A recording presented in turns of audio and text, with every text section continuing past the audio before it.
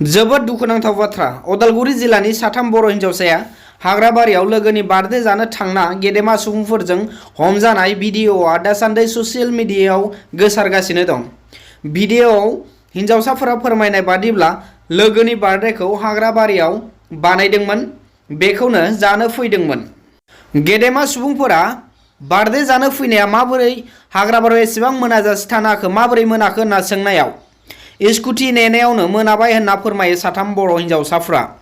बे साथामनि गेजेराव सासेया सिगांबो अफिसाव लिंहरजाखांबायमोन, दाबो फिन हरदि हराव हाग्राबारियाव लोगो मोननायलाय फिन अफिसाव लांजानो नागिरनाय भिडिअ'आव बुंनाय बाथ्राखौ रोखा खोनानो मोन्दों।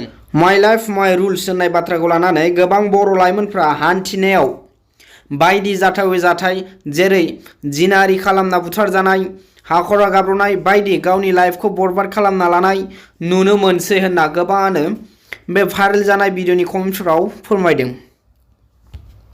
आरो सानैसोआ बुंदों बिदि भिडिअ' बानायना हगारग्राखौ एफआइआर होनांगौ होनना, मानोना ससियेल मिडियायाव हगारना समाधान जाया।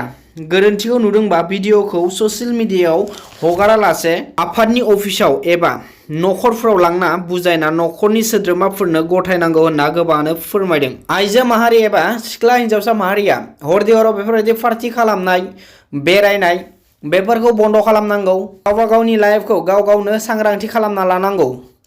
बेफोरबायदि लामा सामायाव लोगो मोननानै गेदेमा सुबुंफोरा अफिसाव लांनानै बुजायना नखरनि सोद्रोमानो गथायनायखौ नखरनि सुबुं एबा गुबुना रावबो बाजानांगौनि गोनां गैया। नाथाय बैसोर बायदि जायफोरा भिडिअ' बानायनानै ससियेल मिडियायाव भाइरेल खालामो, बेयो जोबोर गोरोन्थि आरो बेफोरबायदि भाइरेल खालामग्राखौ आयेननि राहा लानांगौ होननानै गोबाङानो बुंथियो।